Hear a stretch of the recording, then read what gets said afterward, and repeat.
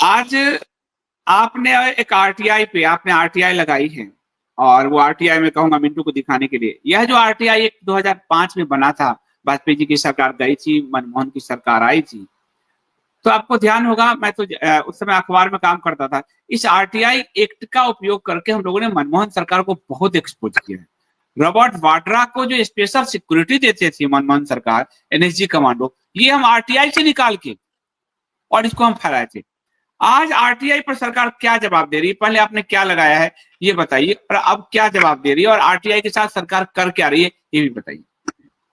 देखो, आज मैं ये आरटीआई लगा, मेरे हाथ में भी है जो अभी लगा है ना, ये आरटीआई में मैं ये पूछ रहा हूँ कि एक इंडिविजुअल है जिसका नाम मोहन भागवत है, वो एक एनजीओ चलाता और उसका वो संघ चालक है, डेजिग्नेशन भी आरएसएस का है। ये एक प्राइवेट एंटिटी है, प्राइवेट ग्रुप ऑफ इंडिविजुअल्स चलाते हैं इसको। तो ना तो गवर्नमेंट का कोई रिकॉग्निशन है, ना तो कोई लीगल एंटिटी है, ना कोई पार्लियामेंट से इसका लेना देना है, ना असेंबली से लेना देना है, ना कोई सिविल सर्विसेज के कोई इसके अंदर मेंबर्स रहते इसके अंदर।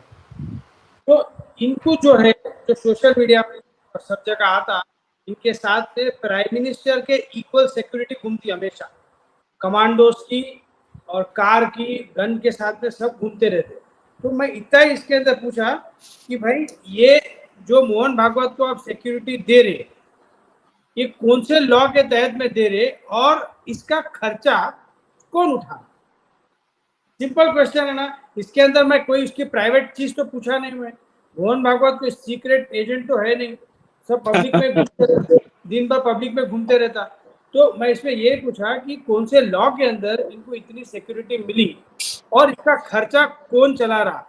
और अगर आप बोलते कि मोहन भागवत को थ्रेट परसेप्शन है, तो थ्रेट परसेप्शन के हर आदमी को, हर ग्रुप ऑफ इंडिविजुअल्स के चीफ को आप इतनी सिक्योरिटी देंगे क्या? इसका जवाब दोगे।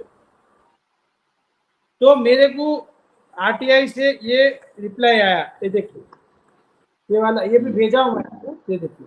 हाँ, इसमें आप, इसके अंदर ये लिखा हुआ है सेकेंड पैरा में, as per section 19 of RTI act, इसके अंदर क्या है ये, in this regard it is stated the information sought by you is exempted under section 81G of RTI. मतलब मेरा इतना लंबा आरटीआई का एक सेंटेंस में जवाब आया कि आपको हम ये नहीं दे सकते। और 80G का मतलब क्या है, 81/G का, कि कोई भी ऐसे पर्सन की आइडेंटिटी रिवील नहीं कर सकते जिसको लाइफ का थ्रेट है। तो ये 88G का इसको लागू ही नहीं होता, क्योंकि इसकी आइडेंटिटी रिवील करने का जरूरत ही नहीं है। ये खुद ही घूमते रहता, छुट्टियां सान के रहता, सब जगह, हर जगह घूमते रहता मोहन भागवत। मेरा यही क्वेश्चन था कि लाखों रुपए, करोड़ों रुपए जो इसके ऊपर सिक्योरिटी खर्चा हुआ, इसका खर्चा एज ए टैक्स पेयर मेरे को भी देना है क्या? तो इसका जवाब सिंपल दे सकते थे कि इसके अंदर जो है इतना खर्चा हुए सिक्योरिटी का, अगर आरएसएस बेयर कर रही तो लिख सकते थे आरएसएस के एक्सपेंस में जा रहा है, ये गवर्नमेंट के एक्सचेकर से नहीं जा रहा। रीजन नहीं दिए, क्योंकि रीजन दे नहीं सकते कुछ भी, तो मेरे को जो है अवॉइडिंग इवेसिव आंसर मेरे को दे दिए। अब मैं इसके अगेंस्ट में फर्स्ट अपील में गए हूँ, और इसके अंदर फर्स्ट अपील का भी बताता हूँ आपको।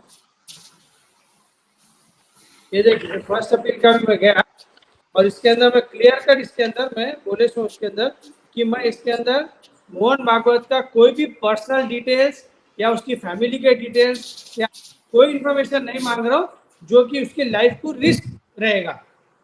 इसके अंदर सिर्फ बेसिक यही है कि कौन से लॉ के अंदर, जैसा आपको प्राइम मिनिस्टर का सिक्योरिटी, होम मिनिस्टर का सिक्योरिटी, सब एक लॉ से गवर्न होते, उसी के हिसाब से मिलता है। जैसा प्राइम मिनिस्टर को एसपीजी सिक्योरिटी मिलती और किसी को नहीं मिलती कंट्री में, पहले राहुल गांधी को भी मिलती थी, फिर पार्लियामेंट में वो बिल पास करके अब खाली प्राइम मिनिस्टर को एसपीजी की सिक्योरिटी मिलती। ऐसे ही कौन सा लॉ के अंदर आता और इसका खर्चा कौन वो कर रहा। और इसके अंदर मैं इसके अंदर ये भी कोट कर दिया, 80 ये आरटीआई का 8G का सेक्शन ये क्या बोलता इसके अंदर। अब देखेंगे ये फर्स्ट अपील का क्या रिप्लाई आता गवर्नमेंट से। अगर ये नहीं हुआ तो मैं इसके अंदर नीचे लिख दिया हूं कि मैं कोर्ट जाऊंगा इसके लिए। अब आपने ये बात बताया, मैं इसके 2 उदाहरण देता हूं मेरे जर्नलिज्म से, 2 उदाहरण। पहला उदाहरण है कि मुकेश अंबानी को जो है आपको सिक्योरिटी उपलब्ध कराई गई थी, और उस समय जब मैं आर्म्स फोर्स और ये सब कवर करता था, अर्धसैनिक बल, तो सीआईएसएफ कवर करता था। तो मुकेश अंबानी को जब दिया गया तो हम लोगों ने पूछा इसका खर्चा कौन उठाएगा। जो आप पूछ रहे हो मोहन भागवत से, ये हम यूपीए सरकार में पूछ चुके हैं कि इसका खर्चा कौन उठाएगा। तो बाकायदा लिखित में दिया गया कि इसका खर्चा रिलायंस इंडस्ट्री ही उठाएगी, साफ कहा गया। और जिस भी किसी को थ्रेट है और सिक्योरिटी की मांग करती है तो सीआईएसएफ हम बहाल करेंगे, लेकिन उसका खर्चा वो इंडस्ट्रियलिस्ट ही उठाएगा। तो यूपीए सरकार ने ये स्पष्ट कहा कि खर्चा वही उठाएगी। इसमें आरएसएस प्रमुख के खर्चे को दबाया जा रहा है, छुपाया जा रहा है। तो दो सरकारों के बीच का अंतर आपको पता चला। एक और उदाहरण देता हूं, एसपीजी सिक्योरिटी जैसे आपने कहा कि अब सिर्फ प्राइम मिनिस्टर को मिलता है, लेकिन यूपीए सरकार में कई लोगों को, जैसे राष्ट्रपति, इन सबको भी मिलता था। तो जब मैं एविएशन कवर करता था, विमानन क्षेत्र, तो उस समय ये जो आईजीआई है, वहां से मैं जब कवर करने गया, देखा कि एसपीजी सिक्योरिटी किसको किसको है, तो उसमें पोस्ट लिखा था प्राइम मिनिस्टर, राष्ट्रपति, मुख्यमंत्री। एक नाम लिखा हुआ था रॉबर्ट वाड्रा। तो मैंने उसका फोटो करवाया अपने कैमरामैन से। मैं नई दुनिया अखबार में था और कैमरामैन से फोटो करवाया और मैं आया और मैंने खबर की। तो नई दुनिया अखबार का, मुझे कहने में कोई झिझक नहीं है, management editorial board pro Congress थी, प्रो कांग्रेस। तो उन्होंने इस खबर को रोक दिया। उन्होंने कहा कि नहीं, ऐसे सिक्योरिटी थ्रेट हो जाएगा, ये खबर नहीं जा सकती। मैंने कहा इतनी बड़ी खबर है, पोस्ट लिखे हैं सबके, रॉबर्ट वाड्रा एक व्यक्ति है, उसको एसपीजी क्यों चाहिए? तो ये आप तय करेंगे। मुझे मेरे एडिटर ने खूब लानत मालानत की। तो मैं जर्नलिस्ट थोड़ा टेढ़ा टाइप भी हूं, तो मैंने हमारे एक मित्र से, आरटीआई एक्टिविस्ट गोपाल जी, उनको बुलाया अपने नई दुनिया ऑफिस में, और मैंने उनको ड्राफ्ट करवाई, ये क्वेश्चन लो, अब ऐसे होगा। मुझे नहीं छापने दिया, अब देश के सारे अखबार में छपेगा। और ये क्वेश्चन ड्राफ्ट कराई, और यूपीए सरकार ने, जबकि सोनिया का दामाद था रॉबर्ट वाड्रा, पूरी इंफॉर्मेशन दी आरटीआई में, और उसने मुझे कहा कि ये तो निकल गया, अब आप छापिए। मैंने कहा मुझे नहीं, अब ये पीटीआई को जारी करो, अब ये सब अखबार में छपेगा। मेरा एक्सक्लूसिव था, मुझे नहीं छापने दिया, तो मैंने कहा इसको पीटीआई में जारी, सारे अखबार में छपेंगे। क्वेश्चंस बकायदा मैंने बैठ के ड्रॉ करवाए। तो अपने दामाद, यानी सोनिया की सरकार थी, रॉबर्ट वाड्रा की पूरी इंफॉर्मेशन आरटीआई से निकाल के सारे अखबार मीडिया में चलवाए हैं।